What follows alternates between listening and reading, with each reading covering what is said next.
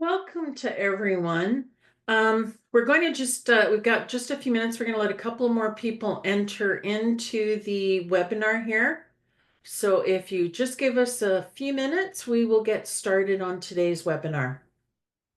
There we go. I lost our other presenter here for the day. So we do have a number of people who are attending today. So I want to welcome you all to this webinar today. Okay, and today we're going to be talking about market research and data and how it can apply to your business in your community.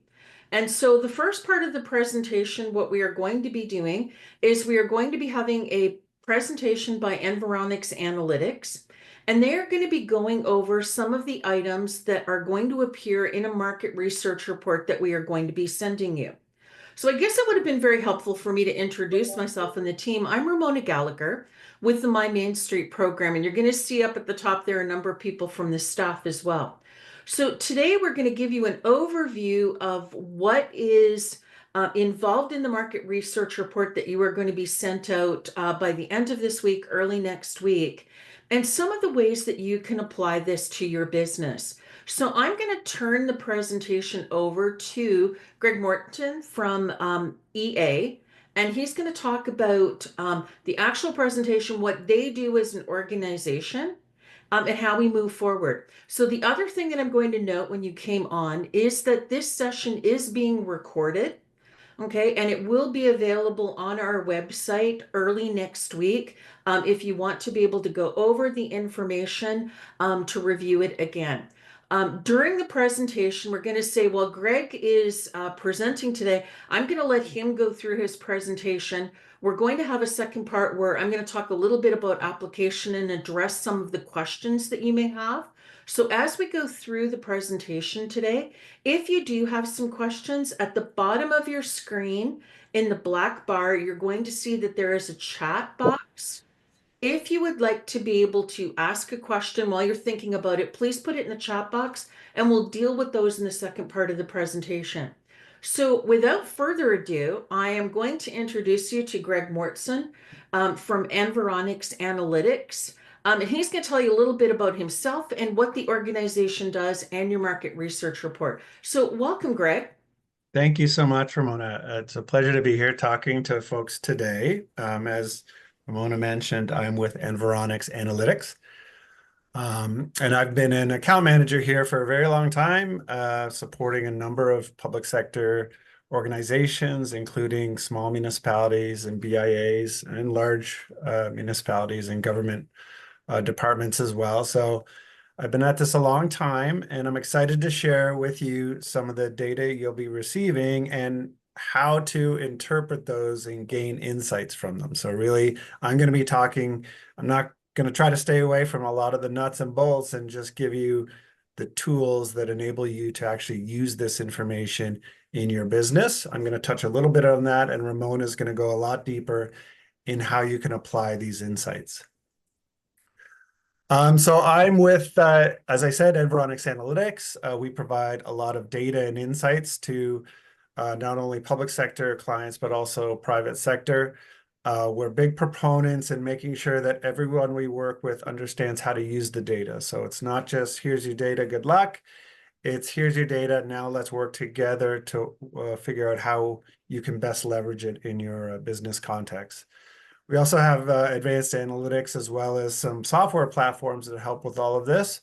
But today I'm really going to be telling you how to use the information that's been provided in your unique and specific business reports for each one of you. So that's the two parts to this, really. It's here's how to interpret the data that we're going to be giving you and a lot of the insights.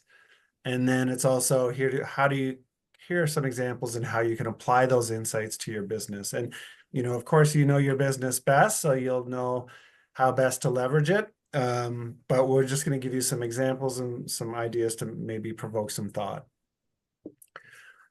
So why does data matter? I mean, this is exciting because a lot of larger organizations leverage this data quite a bit, and you can take this all the way through modeling and some more advanced analytics. But even this level of data is really exciting, and you can get a lot out of. So I'm going to be walking you through those categories of insights that we're going to be provided today.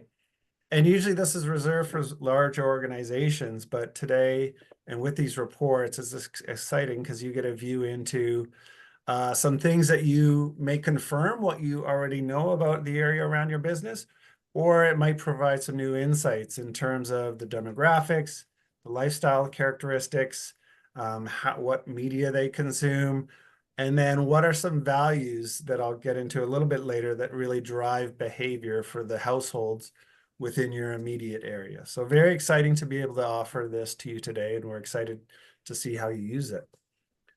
So the first thing I wanted to talk about was the area of study, or the what we're considering for each one of your businesses. So what we did was we took each of your business locations and we mapped them on the ground and delineated them as either rural or urban. So those were the two classifications we put each of your businesses in.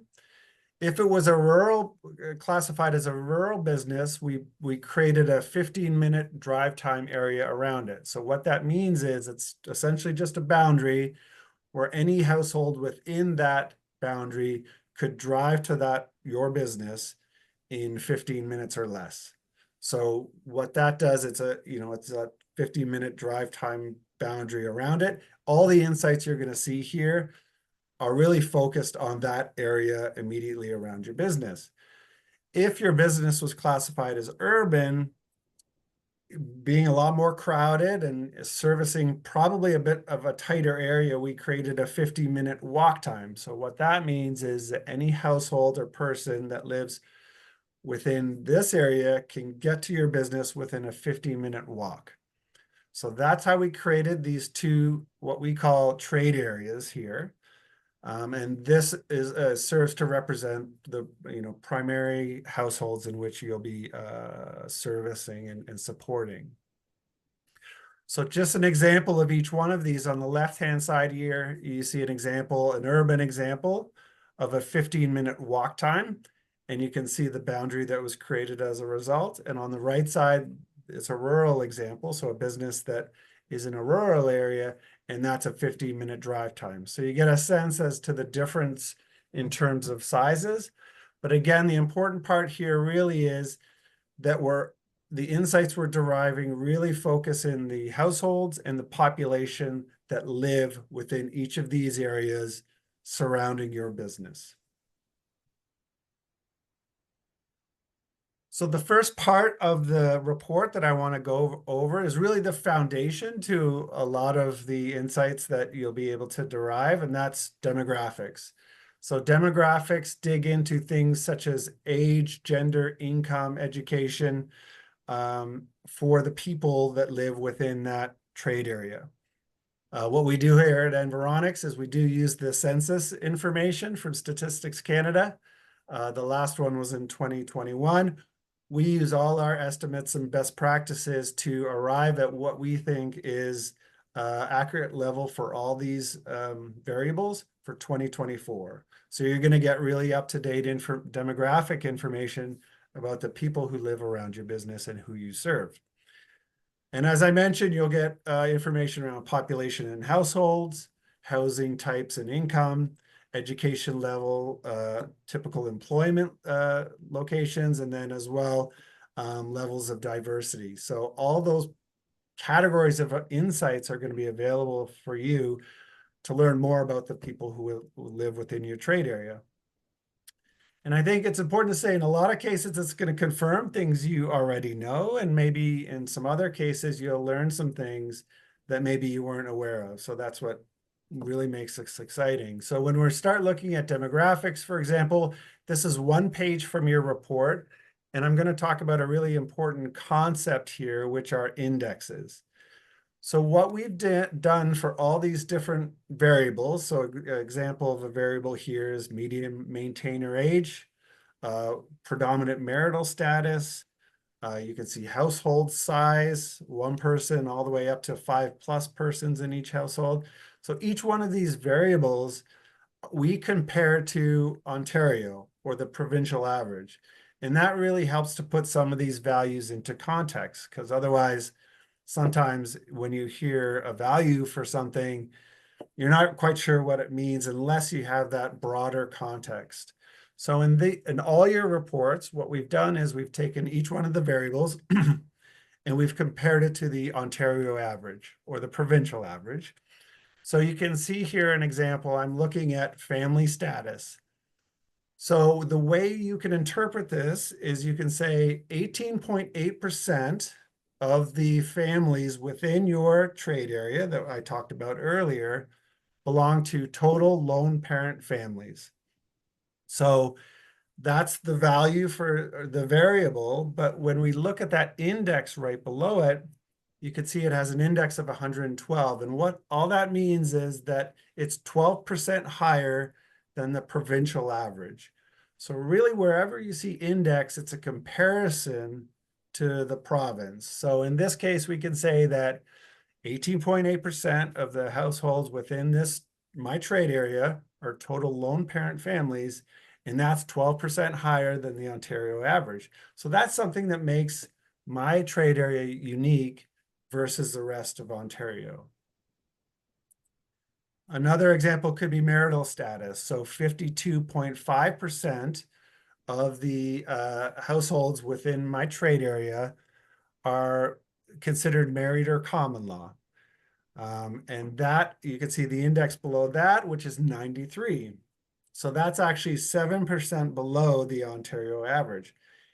If that index was 100, that means it's exactly identical to what the provincial average is. So again, you can see that marital status within this trade area is a bit lower than it would be for the rest of the province. So you can see that these indexes start to put some of these values into context when compared to the province. So very important concept you'll see again and again throughout these pages.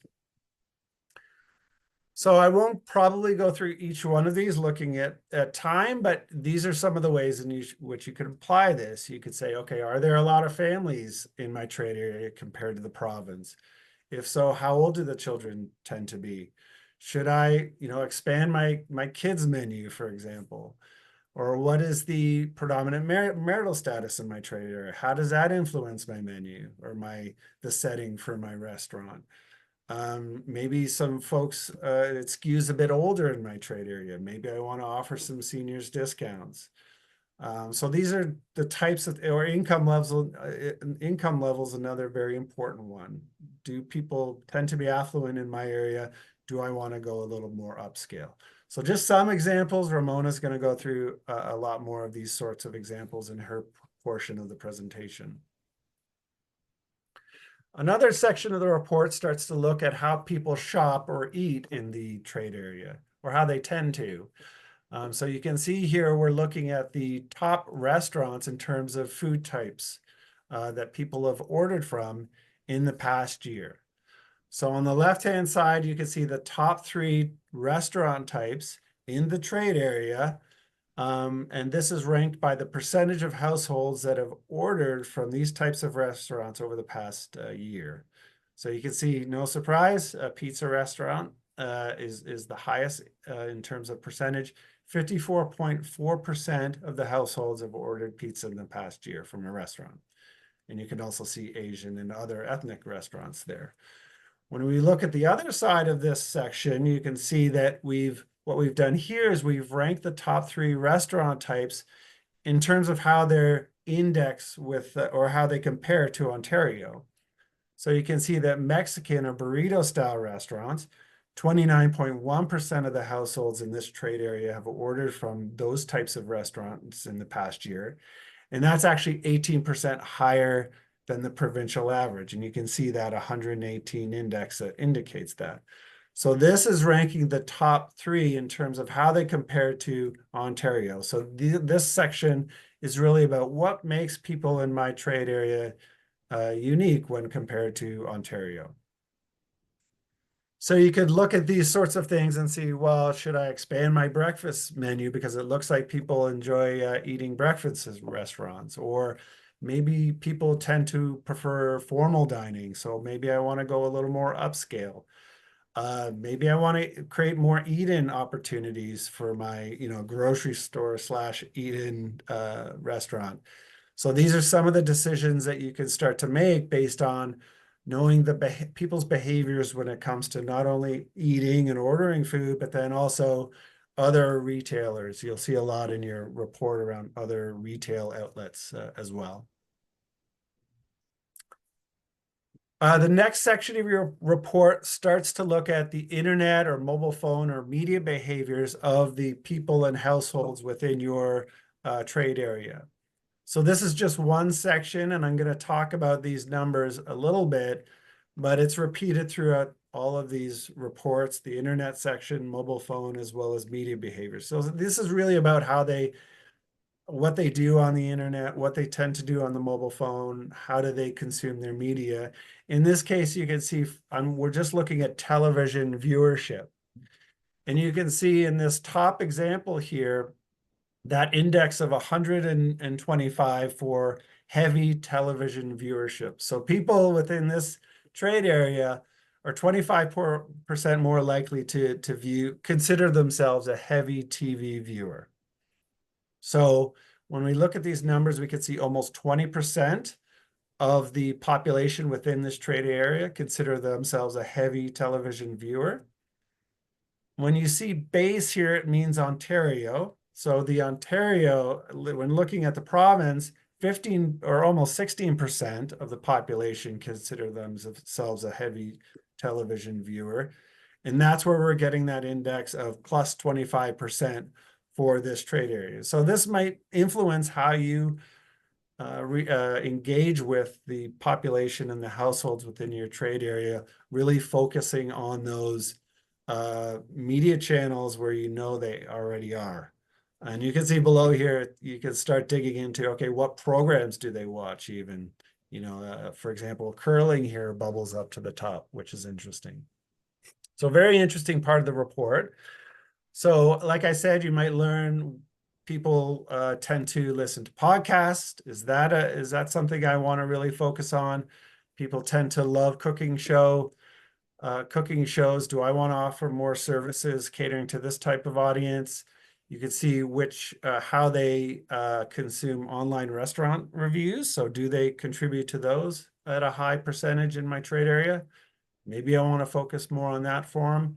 So a lot of different information in this part of the report that allows you to better connect where those households within your trade area are likely to be. We also dig into social media. So whereas in the previous section, we were looking at things like television, radio, magazines, newspapers, more what people call traditional media. We also have a section in your reports that look at social media. So very interesting part of the report. In this example here, we're looking at Instagram. We also have, the Facebooks and the Snapchats and the Twitters or X's as well, but this is just the Instagram section. And what we can see here is that 47.2% of the population within my trade area currently use Instagram. And that has an index of 112, so they're 12% more likely to use Instagram than the rest of the province. So people in this trade area, really, they like Instagram, and that's a social media channel they use quite a bit. Below this, you can see these are some of their top activities when they're on Instagram. So they like to watch live videos. So maybe that's a piece of information that you want to really hone in on. You can see that 5% of the population within this trade area watches live videos. Again, that over indexes when compared to the benchmark, which is Ontario in our case, which is only 3.5%. So very interesting view into social media and how households and the population within your trade area consume social media. So maybe you'll see that Snapchat is very popular. or perhaps Facebook's, you hear a lot about Facebook usage dwindling a bit, but I think you'll see that a large percentage of the population still use it. So maybe this is something that you want to look at. And then you can start to tailor some of this messaging on these social media channels. So for example, the imagery or the type of people demographically that you're more likely to see in your trade area, that might influence the content that you put on Facebook to really start to tailor what you're putting out there in the world in hopes of better connecting with people in your trade area. Or you might see that people are very comfortable sharing personal information on social media. So perhaps you have a newsletter that you want to, or a mailing list, and you want to ask, you could solicit emails through these channels and you might get a pretty good response rate. So just, again, a few simple ways in which you can use this information to help your business and to gain revenue and to cut costs. When we start looking into this part of the report, so a new section here where we look at what we call expenditures, but this is really household spending. So we're looking at annual household spend in a number of different categories. So in this example trade area here, you can see in the red box, people spend or consume about $72,000 a year. So that's how much they spend. And their average household income is $97,754. So both of those levels are slightly below, the provincial average. And you know that, of course, by these low indexes that are shaded blue, which mean low. So the people in this trade area don't necessarily consume as much on average as the provincial average. So they spend a little bit less, but you can start to see what major categories do they spend that $72,000 on. So another section of this report looks at food spending. And you can see that on average per year, households within my trade area spend $11,769 on food. Again, this is about 25% less than the provincial average, but you can see it's about 16.3% of households in my trade area, their total spending, which is about average with the province at an index of 98, very close to that 100 average. So you get a sense as to how much, sort of the share of wallet, some people will call it, or the potential for the trade area around your food location, how much people are spending, how much can I reasonably expect to capture based on these amounts. And there's a whole section of the report that really just looks at this food spending and goes a bit deeper. So you can see on average how much households spend on food annually from restaurants. In this case, it's about $5,000 here, or $49.33. You can see how much they spend on food from stores. Again, in this trade area, so it's 6,837. Again, both those values are below the provincial average. And you can also see that they spend about $525 a year on bakery specialty stores. That does under index as well, but you can see as a percentage of that total food expenditure per year, it's about 7.7, which is at that provincial average, just about. So you can really get into, and there's a number of different categories, food categories here. You can see cereal, you can see fish, and when you get your report, you'll see a bunch of others. But definitely take a look at this, see how it aligns to what you're providing for the area, and you can get a sense as to how people are spending their money.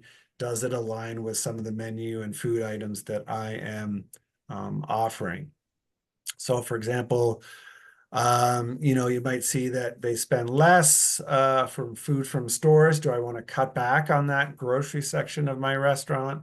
Maybe people in my trade area love fish, and that shows up on some of these reports, or they're likely to love fish. Maybe I should expand the seafood section of my menu or my grocery list.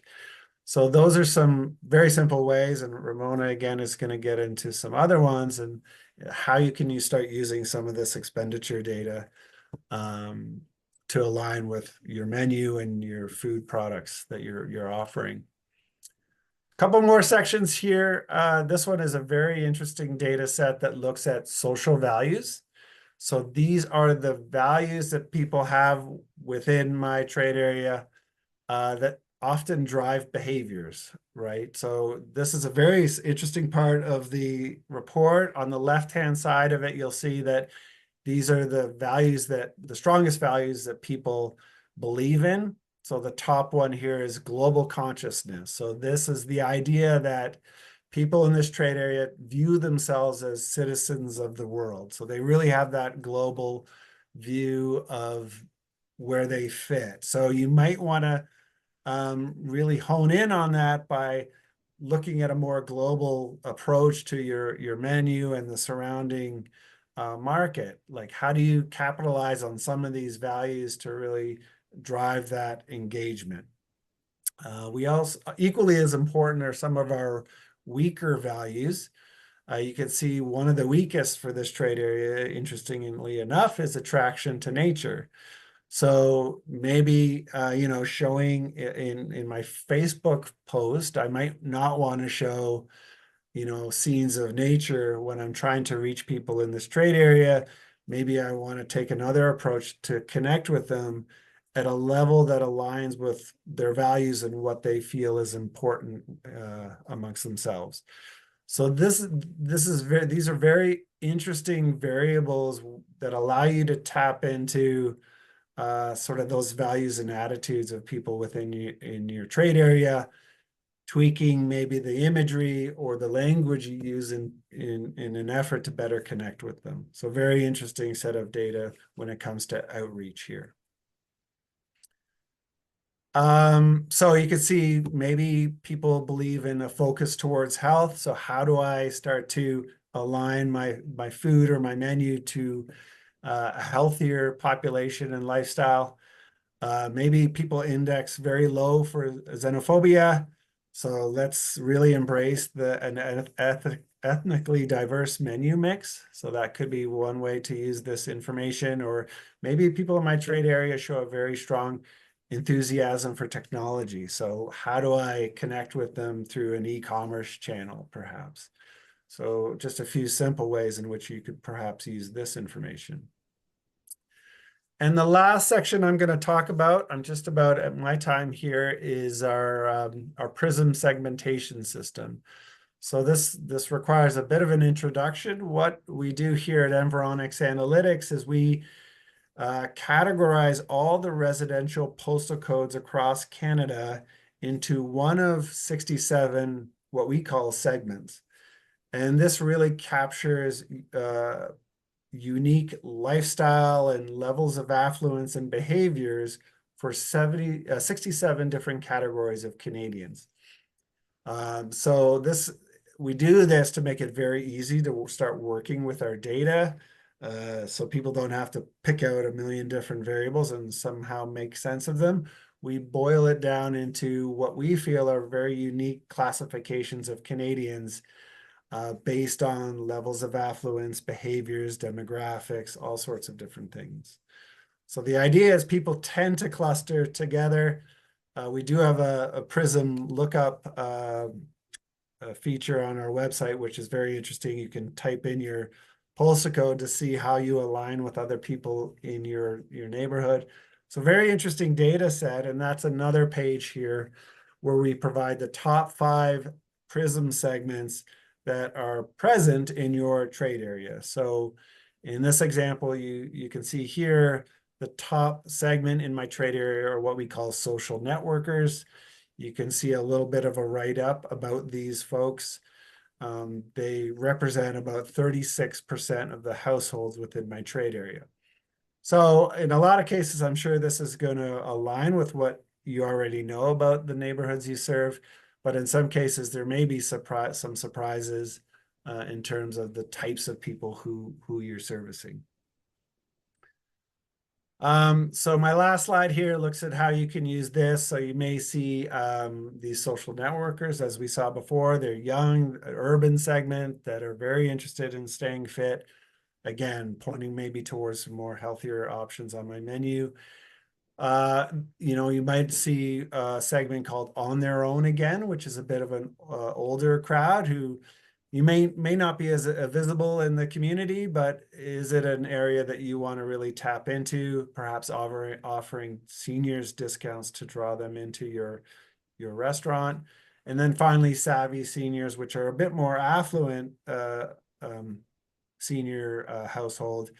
Again, how do I better tap into this crowd with my menu or my food products? So those are simple examples of how you can use your segmentation. So that concludes my part of the presentation here. I am going to stop sharing, and we will have some time for questions. I see there's a number of different chat entries there, so we can start digging into those, but I'm going to stop sharing right now and give it back over to Ramona. Thanks, Greg, and thank you for this presentation. So at this point in time, I'm going to share some information on how you can apply some of this to your own business. Okay.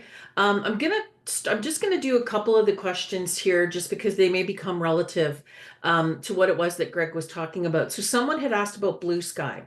And while in this report that we are sending you a copy of, so every person who's part of the My Main Street program, you will receive your own personalized market research report. We will be sending you a link to access your report, and it will be based on your trade area and your business type.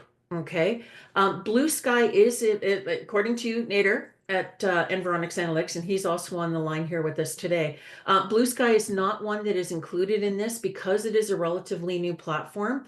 And so the information is still not there yet in terms of being able to assess it. So it's not included in this. The area that you will be receiving is for your trade area. Someone had asked about what if I want to expand into other trade areas? That's not something that's part of this part of the program, but Environics Analytics has asked that if it is something that you want, that you can reach out and let us know through My Main Street, and then we will put you in touch with Environics Analytics is really important.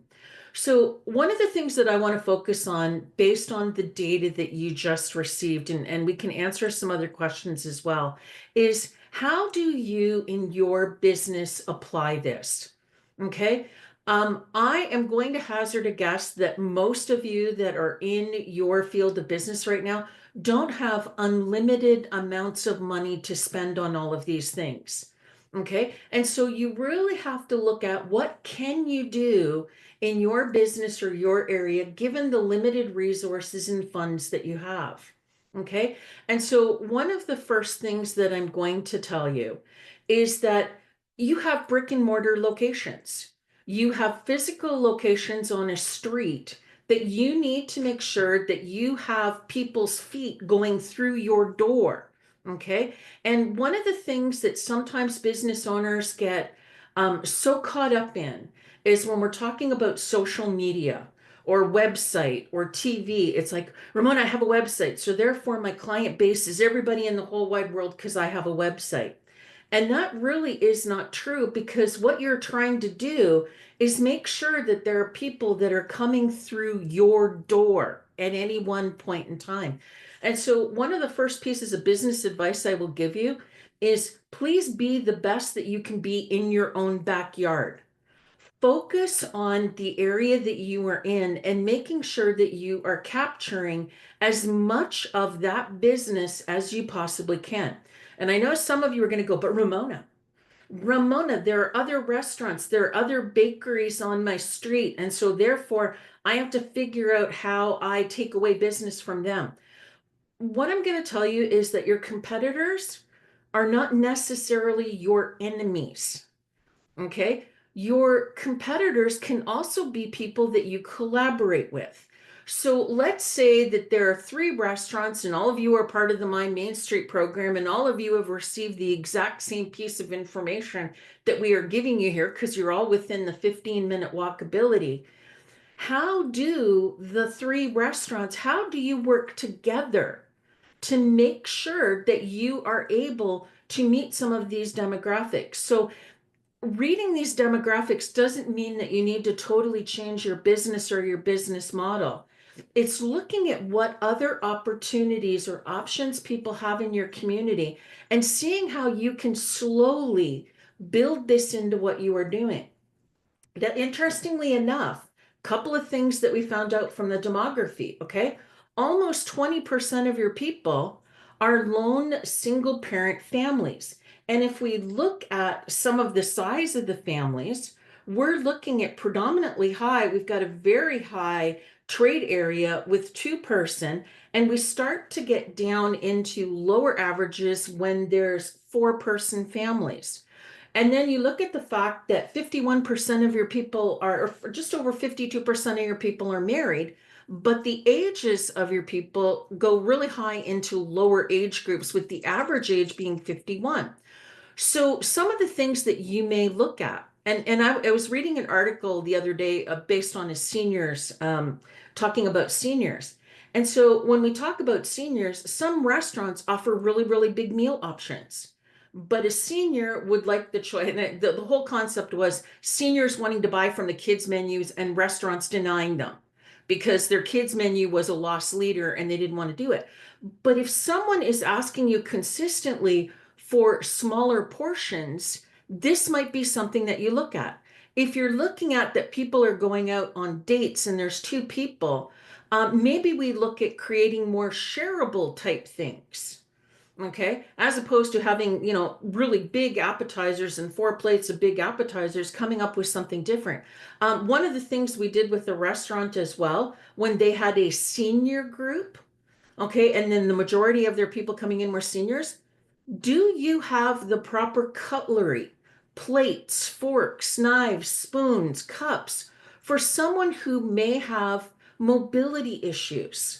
And so there are special forks and spoons and things that you can bring into your business for someone who, needs to have some type of assistance. And that can also go on the other end when you have kids. Do you have the proper seating to put kids in? Now, we're not talking about changing your model. If you're a high-end restaurant or a high-end bakery, we're not talking about you changing your model, but looking at what you can do. Now I'm going to talk about the advertising part of it. Okay. One of the things, and I love dealing with small businesses, I love you all dearly, but this is my big bugaboo. For some reason, you all believe that you need to hire a professional to be the one that creates your posts and does your pictures, and it's got to be all professional.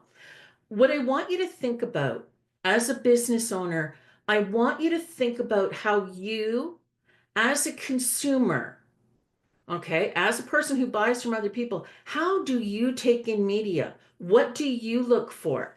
And it's really funny when we look at how people use social media channels personally, okay? How most of social media started and where it was shareability were cat and dog videos. People showing funny videos about cats and dogs that were just totally done on somebody's phone, and people swallowed this up, and thousands and millions of people followed them. So please understand, your ability to post on social media or Facebook on your website does not require you to spend thousands and thousands of dollars having the perfect picture. Okay? You could probably, in your community, what you want to do is you want people to know you, your business, your staff. Okay, the organic things that you would do, the photo of all of you at the restaurant, the photo of you making food or you making the cupcakes or decorating cupcakes. Okay, that's the connection. Okay, people don't buy what you do, they buy why you do it. So if I see a video where you're laughing and smiling and your staff is all laughing and smiling and they're all happy, I get really excited by wanting to be in there. I do not need to have a Food Network picture of your cupcake. Okay. I do need to know that this is a business that I want to do business with. And one of the things that Greg was laughing about in the TV, okay, and about how people view TV does not mean that you need to spend thousands and thousands of dollars buying TV ads. But what you can do is look at what people are watching for. And the fact that curling came up, and I have to laugh about this, if people are watching curling, would it not be great for you guys to do something like sponsor your local curling team? Put your advertisement up in the curling facility. Okay. When I ran my businesses, okay, one of the best bang for my buck I ever got was sponsoring a soccer team, a little kids soccer team. I had no children that played soccer, but the local soccer team couldn't afford their shirts. Okay. And for $300, I had a whole group of children running around town with my name on the back of their little soccer shirts all over the place because I helped support the team. Okay. It's these little incremental community things that become really, really important that you be a part of in what it is that you're doing. And now we've given you the ways to be able to do this. For some reason, when we do this, everybody gets on Facebook and wants to sell to everybody around the world. Okay. The other thing I'm going to tell you when you're doing this advertising, okay, if all you're doing is telling me about you, sell this, this is on sale, this is what you can buy, this is what you can do. Change the narrative of the message. We talked about the psychographics here. Okay. We talked about what people's values, attitudes, beliefs are. And so change the message that you're sending out. And it's like, hey, are you looking for a fun place to hang out with your date? Are you looking for a fun place to have a first date? Okay. I was listening to a radio show yesterday where they talked about the fact that the restaurant had music on and it was so loud that people couldn't talk to one another. Nothing about the food, nothing about the location, about the ambiance. And so when someone asked them if they could turn down the music, the restaurant said, that's part of our vibe. We're not going to turn it down. Okay. All of that plays into what you're doing. Give me a reason why I want to be in your store. Okay. And then this becomes very important for you guys. Have me picture myself where you guys are. Okay, don't come up with the professional staged photo. You can spot those a mile away where it's been staged and you've got the perfect couple. Okay, if you look around your community, you're never going to find the perfect couple that's wearing the right necklace and the right shoes and the right dress. Make things about the people in your community. Let them see themselves in what it is that you're doing based on some of the stuff that you guys have learned here about psychographics and what's important to people. In some cases, it could be buying local. Let people know that you buy local. Okay, so your choice of media and the choice of the way that you advertise, don't be afraid to put yourself out there. It doesn't cost a lot. Okay, don't look for the thing that costs a lot because that's not going to get you the target group that you want. So use this data and look at it in a way that makes the most sense to you and your community. So I'm going to leave on that note because Greg did such a great job on giving you some of the things that you need to think about. So what we want you to do, we don't want you to change your whole business model because, oh my God, this says that I should be doing this. That's not what this is about. It's about doing small incremental changes. Okay. Now, the other thing that you need to do, it's great for Greg and Environics Analytics and Nader to provide you guys with this stuff, but you also have to have the ability to measure it yourselves and to see what an impact it is having on you and your business. So if you've made a change, you have to have a way for you to be able to track that change. And what was the impact? Did more people buy this new menu item? And so again, do things in very small increments. Introduce one new menu item. Highlight that menu item. See how people are reacting to it. Get feedback. And then look at what is the next thing that you might be able to do. And when talking about competition, please, please, please know who the people are in your business. They're not your enemies. Okay. You are all trying to fight for very limited dollars. Figure out what makes each of you unique and figure out ways that you can work together. Okay, so that could be on advertising, that could be on co-promotions. It could also be with you going out to other businesses in the community that might be able to use your services and vice versa. So if you're selling cupcakes, Maybe you go to a place that doesn't have desserts, okay, and offer to be their dessert supplier. If it's a dental office and you're selling coffee and cupcakes, let people know that after they've had a procedure or the thing, come over and have a cup of coffee. Okay, you need to be cross promoting with people on your street or referring. You want to be the person that people go, I got a guy. This is the guy you go to. He can tell you about everybody on the street. So I'm going to leave it open for questions now. Anyone, so you can unmute yourself. You can ask questions in the chat, and I think we had one. Yeah, So I think one of the questions here from Tamara, I'm hoping I'm pronouncing that correct, was can we quickly revisit how to interpret the index values? yeah. So I'm happy to do that. And I'm gonna just review it in the context of another part of this demographics page. So whenever you see an index, you can just consider it, how does my trade area compare to Ontario, the Ontario average? That's really what those index values are telling you. So let's look at, for example, population by age.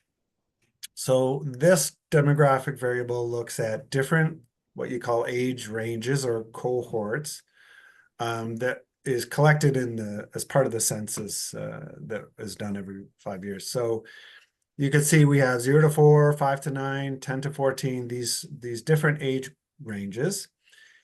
And we can see the count of people within each of those age ranges for my trade area. So if you're taking all the households in well, in this case, the population in my trade area that's covered by that 15-minute walk time or drive time. In this case, and I think we're looking at all of Toronto here, but for you, it's going to be less. But in this case, you can see, for example, that for people aged 20 to 24, there's 32,005 people in my trade area that are within that age range. And that constitutes 7.4% of the people in my trade area. So what we're doing there is we're looking at the percentage of people that fall within that age range. And then we're comparing it to the province to say, okay, well, actually provincially, there's fewer people in that age cohort, so that's why you're going to get this higher index. So the population within my trade area has a higher index, meaning for this age cohort, meaning that they're 11% higher than the provincial average for this age group. So that's a deep into the weeds a little bit about how it's calculated, but all it is really, if that index is 100, you know that you're at par or the same as the provincial average. If it's above 100, people in my trade area are over-indexing or higher for a specific variable. And if it's lower than 100, people in my trade area are under-indexing or that variable is lower than the provincial average. So that, I hope that helps. I'm happy to touch base with you directly, Tamara, if you want to dig into more about that. Any other questions that people might have out of our attendees? So I think the other thing that we are learning about marketing is that really it is about consistency and what it is that you are doing. So even as My Main Street and we review your socials and all of that, one of the very first things that we note is how often some of our businesses actually post or do anything to engage people. And so one of the things that you really need to look at is sometimes business owners get so caught up in doing their due that they forget they need to tell other people about what it is that they do. And so this is really important for you to look at, is that how are people finding you? And again, it doesn't need to cost a lot of money. So if you are a restaurant or a bakery, do you have a listing on Yelp? Yelp is absolutely free for you guys to list on. Are they able to find you? How are you directing people to the social media that you guys want them to be looking at? And so it could be through contests, through promotions, through signing people up. Any one of those things in your store, using a QR code to direct people to your website or to sign up. And to Greg's point, like, do you have the ability to sign them up to your website? To your mailing list. Do they know what you're doing? These are very, very low cost alternatives for you to be able to do and become very important. Any other questions, my friends? You were all a very quiet group. And yet you have a very, very, like Greg said, like there is a significant amount of money that can be spent in the food and services sector. And so one of the other things that we noticed, this can be a pro or con for you guys as well. If we found that people have a choice of either going out to eat or to buy their own food, it's, do you have the ability to maybe prepare meal kits for people so that they don't have to sit in a restaurant and dress up? Do you have a special sauce that you might be able to package and sell? All of those things become into how do you get into another market as well? Any questions, people? I'm feeling like I'm standing here by my own, Greg. It's like you're waiting for the question, watching the paint dry. Tamara had a question about a list of recommendations in terms of ways that they can reach out to their trade area audiences. We can definitely provide this to all of you. I definitely have a whole bunch of different ways that we can do this, and I will send that out to everybody as part, probably after all of this, but to give you guys some ideas about what it is that you can do. So thank you. There was also a question here around those index values. If they're lower than their Ontario average, is this a good thing? It's not, I wouldn't think of it as good or bad, the way in which you compare the Ontario average.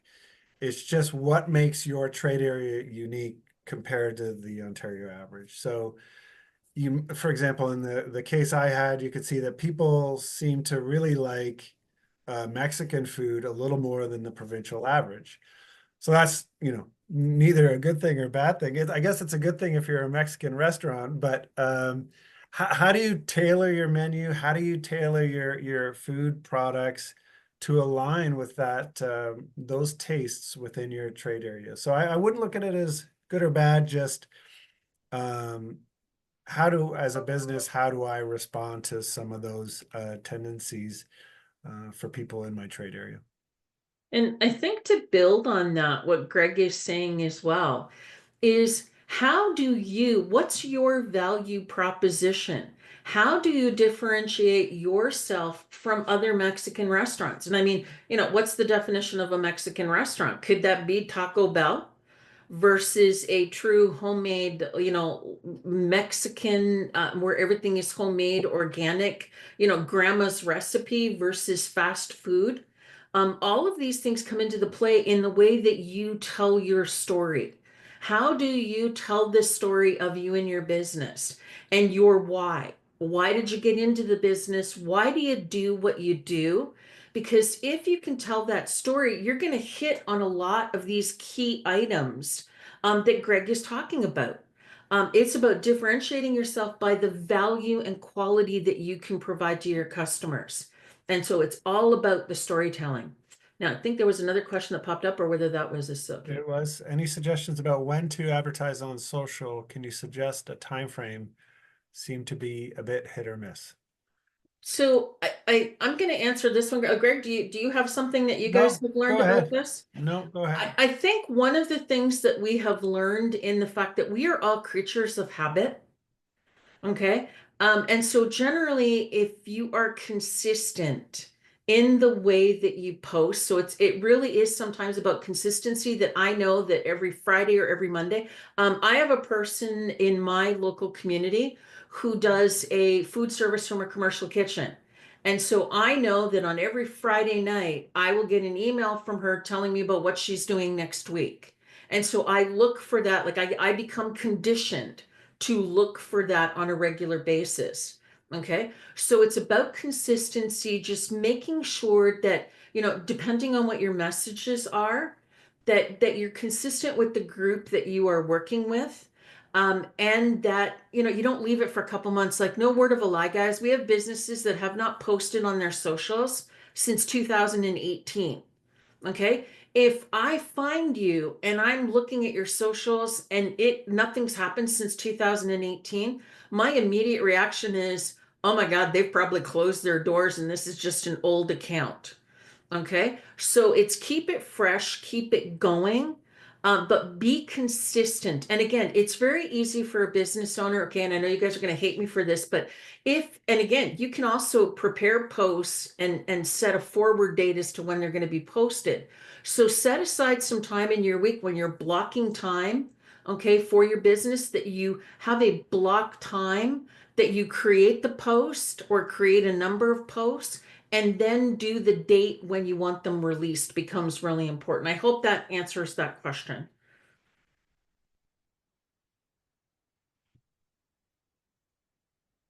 Thank you. Anything else, guys? I'm just hoping I don't miss anything. If you feel you want to take off your mic, you can do that. I'm going to do the calling once, calling twice, calling 3 times. So if you do have questions, guys, about how you might be able to better your business, please do reach out to your portfolio managers with the questions. Okay, and we will make sure that we help you get the information that you need. There are also on our website right now as well, under the resources tab, there were a number of training videos that were done. They may, like, they were done about two years ago. But they will also address some of these things. And we will be posting a copy of this webinar on this site as well in that same place, okay, so that you have access to it. Okay, so with that, I think you asked me where it's going to be. It's going to be on our site. I will give you the link to that when we send out the link to your market research report. We'll have this webinar posted. And with that, my friends, I hope you have an absolutely amazing day and that your businesses are going to grow exponentially with the information that you have and that you're going to be able to gain from the market research report. So with that, I'm going to end the recording. I am going to end the presentation and look forward to hearing from you all. Thank you, Greg. Thank you, Nader Thank from you. EA. And thank you for all of our attendees today. Bye-bye.